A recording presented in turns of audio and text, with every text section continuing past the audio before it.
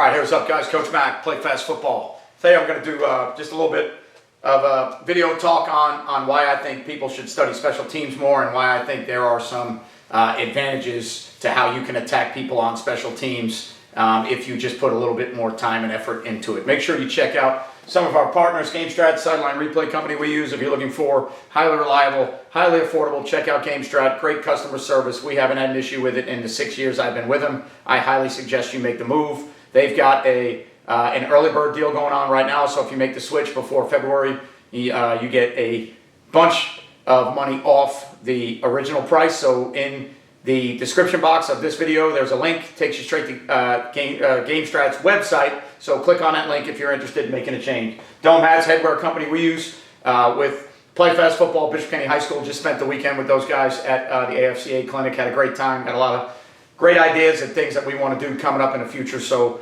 if you're looking for custom hats, kind of like this one, our Bishop Kenny fitted Crusader logo, BK on the back, Dome logo on the side. If you're looking for custom hats, make sure you check out Dome. Great guys. They understand what we go through. The only reason I'm not wearing a hat right now is because I'm in my teaching attire. Dome doesn't make custom ties, and these stock ties suck, so I wish they would get in the tie world because stock hats suck. Get yourself a custom hat.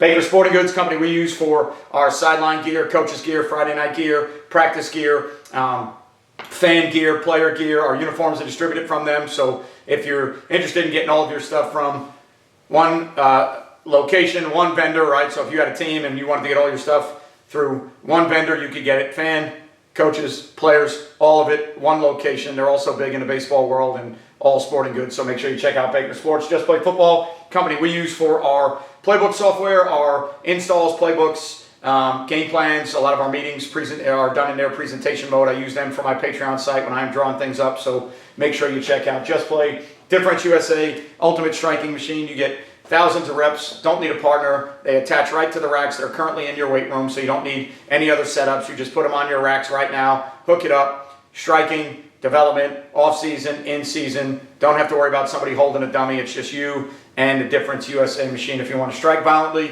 you've got to practice striking violently. So just got back from the AFCA convention. Great time in Nashville. Got to meet up with some people. Got to talk to some people. Got some good ideas, some things we want to do in the future. One of the things, or the ideas that myself and Jeff Whitaker from Dome came across was, at the AFCA convention, there were not a lot of true, what I would call ball segments, right? There were breakout sessions here and there where there was a little bit of football, but a lot of it was more business-like. There's a lot of meetings going on, a lot of program talk, recruiting talk, culture talk. 2 or 3 of the high school settings were, one of them was talking about NIL, another one was talking about using Madden to develop players' IQ, and I forget what the other one was about, but, I got to thinking, when you go to these clinics, wouldn't it be nice if there was an area where you could always talk ball all the time? So I thought about, what if we had a booth at an AFCA convention and we weren't selling anything, we weren't really trying to get you to buy anything. When you walk by, we had a whiteboard and we just said, hey coach, here's what we're talking about for the next hour. 4th and 2, balls on the right hash, you don't have timeouts. What play are you calling? Have guys draw things up on the board, talk about scenarios.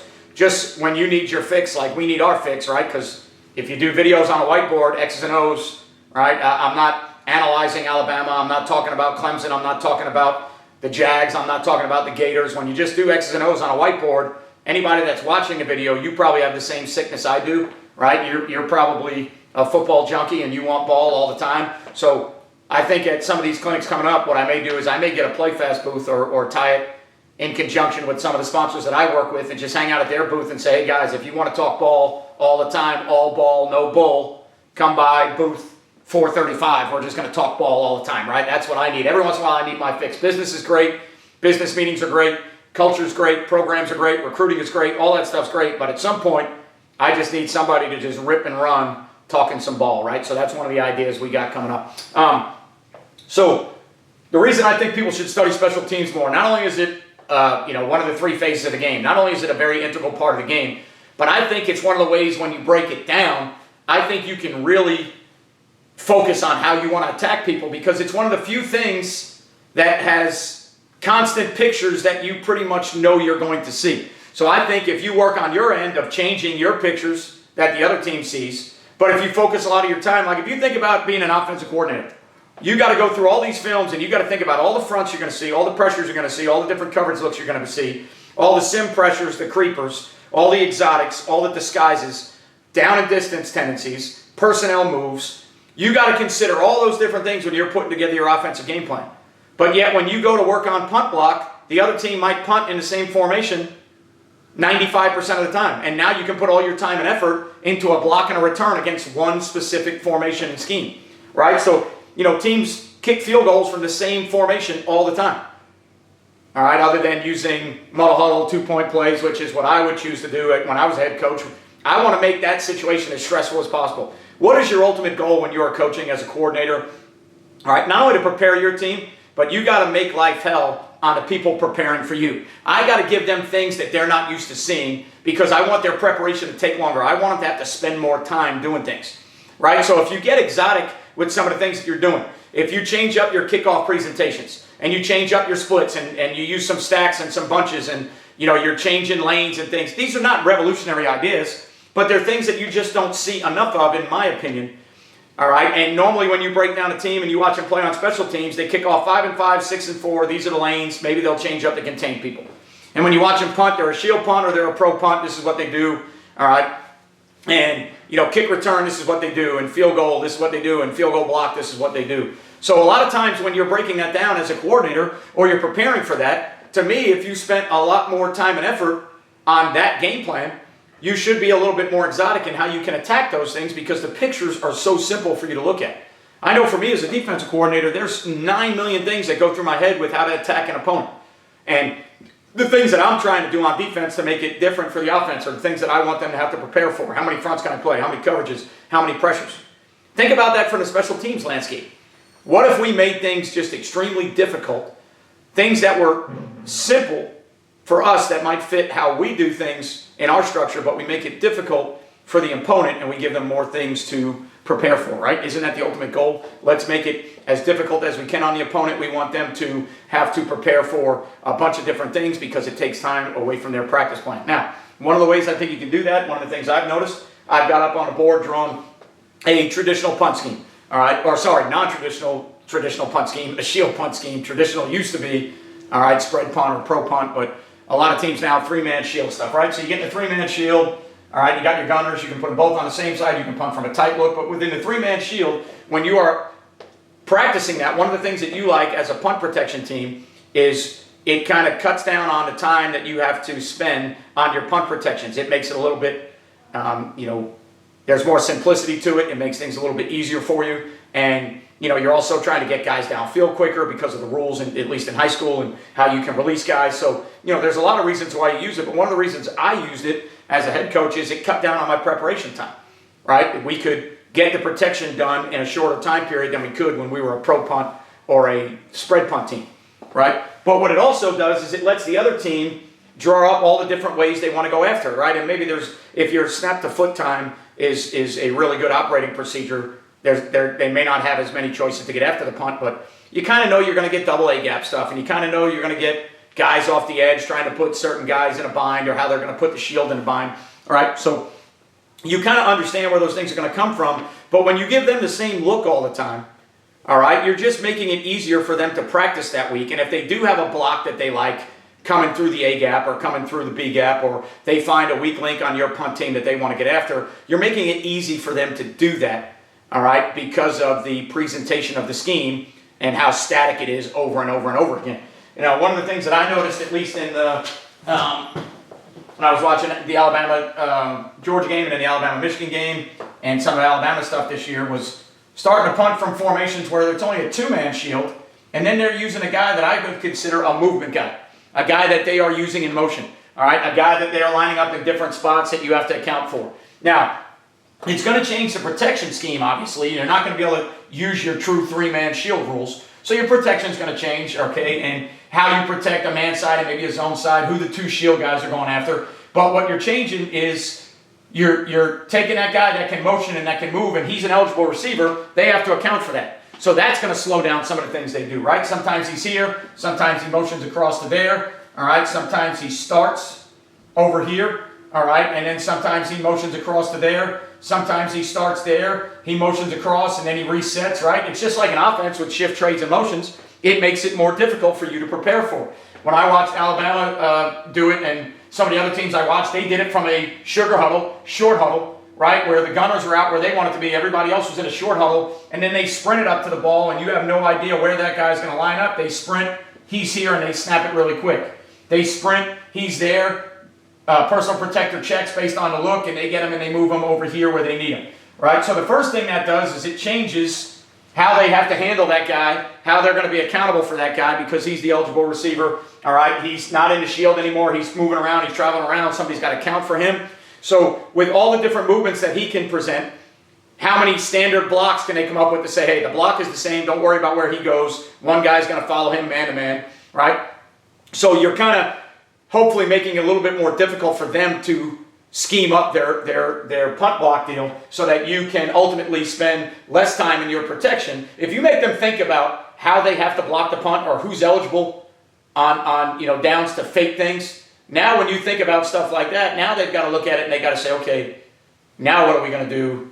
We got to figure out who's eligible. We got to get guys covered. One of the other things they did was they went and brought both gunners on the same side and then the movement guy lined up on the backside. Okay, so now when they broke the huddle and they come out like this, the thing you got to understand is this is now in a punt world, that's an eligible receiver, all right? He's still eligible because he's off the ball. He's eligible because he's the on-man. He becomes ineligible. But on the backside now, you've got the movement guy who can shift, motion, and do everything else. So now you get yourself in a world where your movement guy's here, you come up, he motions across and sets himself on the other side. Well, now they got to be good enough to understand not only do they have to follow the movement player and get him covered, or they have to bump, they have to understand that your backside tackle is also eligible because somebody is going to have to cover him down the field so that you can't throw him the ball. So now when you present that look, it changes how they align to it because of who's eligible, right? And within the rules of punt, how those guys are eligible. And there's, on scrimmage kick downs, at least right now, the way the rules are, some of the number deals don't apply, right? As long as you have the right guys on the line of scrimmage, as long as you have the right number of guys on the line of scrimmage.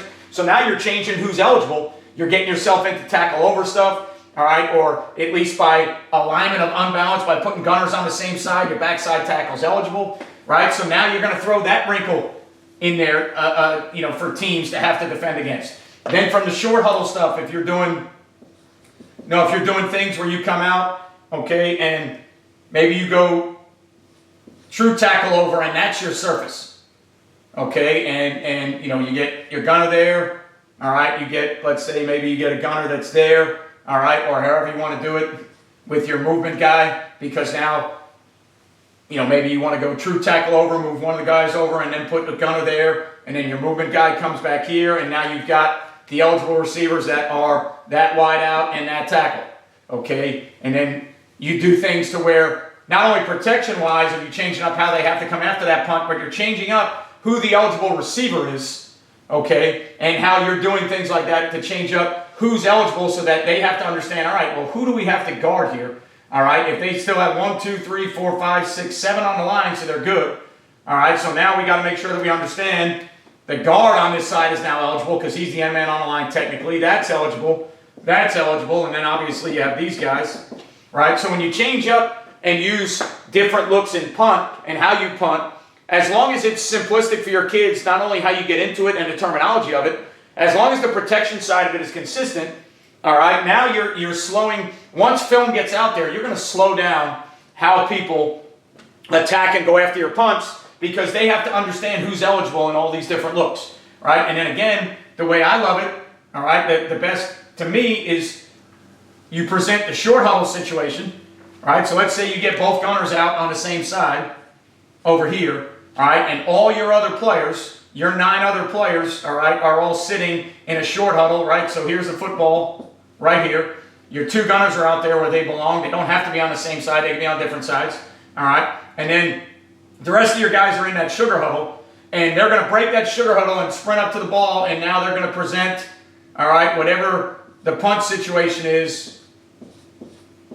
So now they're going to sprint to the ball, all right, with those 9 guys, and they're going to create a scenario where they might snap it right away and get the punt off, so you got to figure out where the block's coming from, who's eligible, all right? They may, again, move this guy around and change who's eligible, all right, do different things. all right, of where they need him. We can get him into protection. We can create a 3 or 4 man side. We can use these guys to the backside, either to man protect or protect an A gap that we're giving up. All right. Again, all the rules and within the protection stuff is going to change a little bit.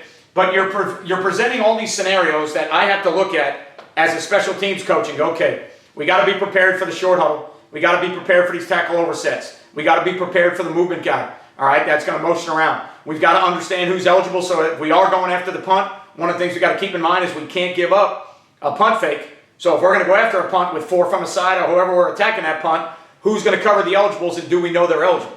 Right? So right away, just from a game plan standpoint, even if you look at this to say you don't like the formations or you would do something different, all I'm saying is from a game plan perspective, okay, how can you get to a scenario where you make them prepare more for what you do?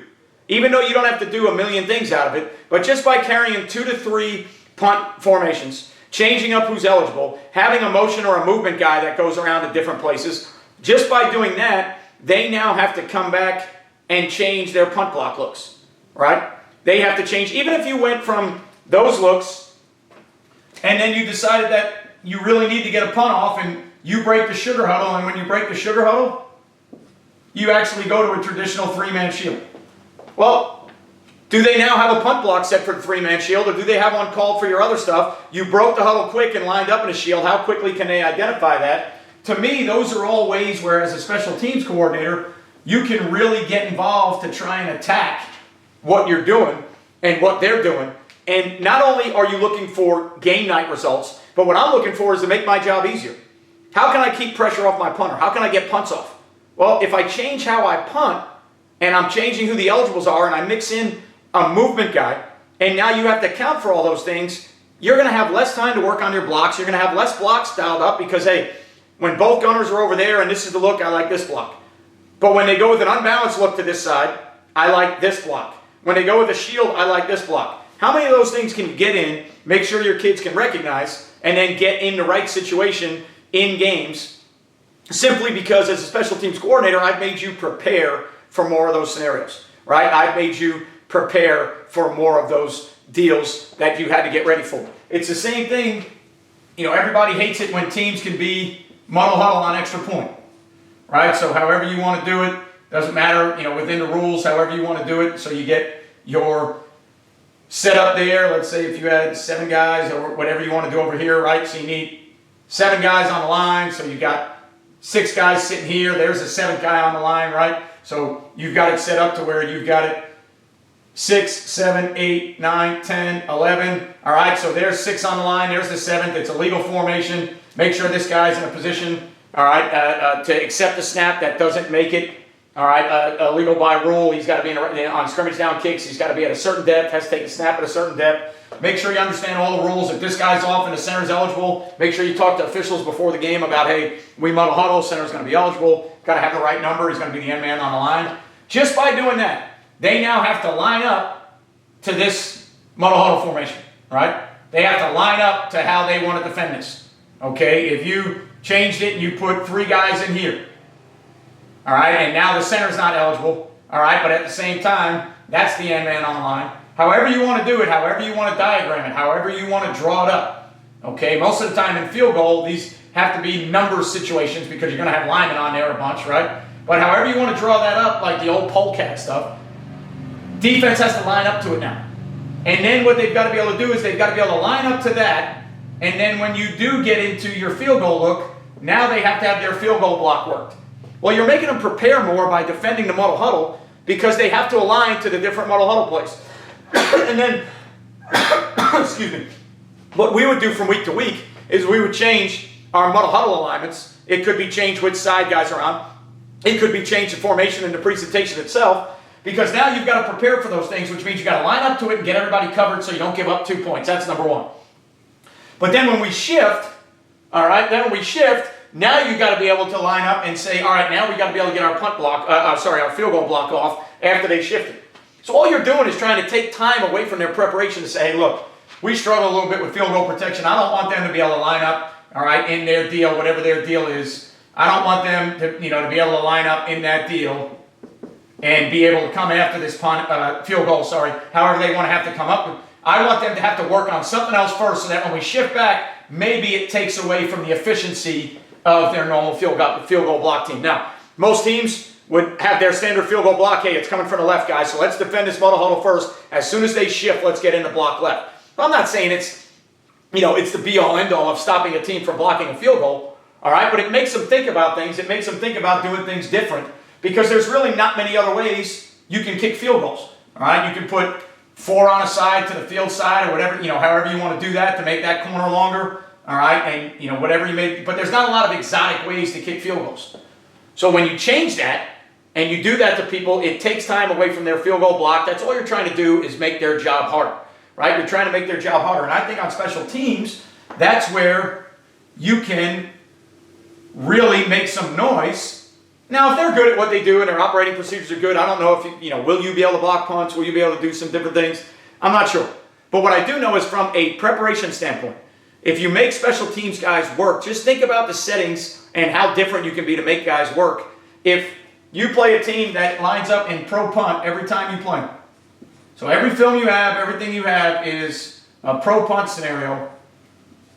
Think about this as a coordinator. Wouldn't you love, as an offensive guy, to say no matter what I line up in, that's the formation I see on defense, or that's the defensive alignment?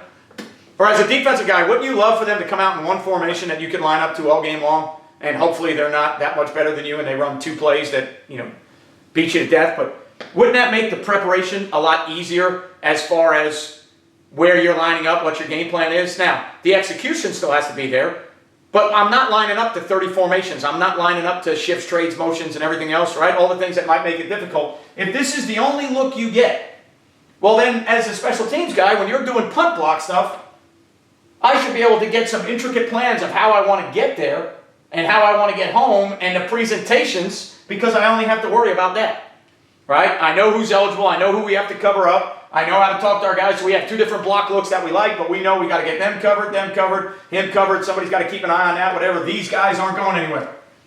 So as soon as you change the presentation of who these guys are and where they can go, all right, we played a team this year that punted, all right, double wing scenario like that with another slot receiver or somebody out there. Well, now when you're going to block those, I got to cover him, probably keep eyes on him to make sure the ball's punted. I'm running out of guys. There's so many eligible receivers. So just by having that many eligible receivers, sometimes they slow down what you do because you got to cover all those guys up, right? And then you can change where they line up. You can make things funky. To me, special teams would be a lot of fun to game plan some different things because normally when you get a film, they kick off the same way, they punt the same way, their kick returns are the same. You're getting those looks. Why not try and attack them, right? Wouldn't that be interesting to have some exotic ways to attack the things? And as a special teams guy, I would want to be a little bit more exotic with our presentations because it slows down their preparation. It gives them more things, all right, to prepare for. At the end of the day, it's like anything else. It's going to come down to snaps, kicks, execution, holes. You got to be good at that stuff. You got to block people. But if you take your presentation and you change the special teams, think of how much work you put into your offensive presentation. How much work you put into formations. How much work you put into tempo. How much work you put into shifts and trades and exotics. Imagine if you put half the time into being that exotic on special teams. All right? Imagine the headache you're going to cause for other people. So that's my take on special teams, why you should study things more. I think you can get exotic with what you're doing. I think you can change your kickoff looks from week to week and use funky splits on kickoff and stacks and bunches and different things. And I think your punt formations can be different to change who the eligibles are, and you can mix in muddle huddle on extra point downs that people have to prepare for. Nothing revolutionary. I didn't say anything new on this video that people aren't already doing. I'm just saying, as somebody who, has done special teams from time to time, if I had a chance to coordinate special teams, I would be trying to be as different and exotic as I could without compromising the execution of the deal that we're using, right? Let's make their preparation tougher. Let's take that coordinator and make his job a lot tougher that week, all right? I think there's a lot to be said about that. Off season, I'm interested in looking at some special teams deals and studying how guys are being a little bit different, a little bit exotic on special teams to make the other team's life miserable and to get the job done, right? So As always, I appreciate you guys being here. Make sure you click that subscribe button. Make sure you turn your notifications on. You know, every time we do YouTube Live, we did one last night, had a bunch of guys in there. It was a great time. So notifications tell you when videos come out. They tell you when we're going to do YouTube Live. All right, and then as always, thumbs up, thumbs down. You like the video, you don't like the video, leave a comment. I respond to every comment I can see on my side. Excited to be back to work in 2024. Great AFCA convention. Had a great time seeing some of our sponsors, talking about the future of PlayFast, what we'd like to do, and get ready somewhere in the future for our all ball, no bull setup where I take PlayFast as a vendor to a clinic. We set up shop and we tell everybody, hey, if you need ball all the time from when the vendor door opens to when the vendor door closed, come check us out. We're at this booth. Whiteboard, markers, have at it. I don't want to make it a chalk war. I don't want to make it, hey, you draw your play up and I'll defend it. That's not what I want. I want just a chance, an outlet, an avenue for guys that have a sickness and a passion to come by and say, hey, I need to draw ball play. I need to talk ball. Here's a whiteboard. Have at it. All right, so a lot of good ideas, a lot of good things going on. Thank you for being here and following along for the ride. We are still pushing 4 million views throughout the lifetime of the channel, so we need about 25,000 more, so got to keep pumping some content out there. The GOAT is retired. Nick Saban is out at Alabama. Don't know if he's going to stay retired, but as of right now, he's not the coach at Alabama, so looking forward to celebrating his career and also figuring out who the next coach is going to be. And I know that next couple days, really going to be vital in the social media world. There's going to be a lot of Rip Liz PDFs. There's going to be a lot of Rip Liz match talk, a lot of Saban terminology talk because he's getting out of the game.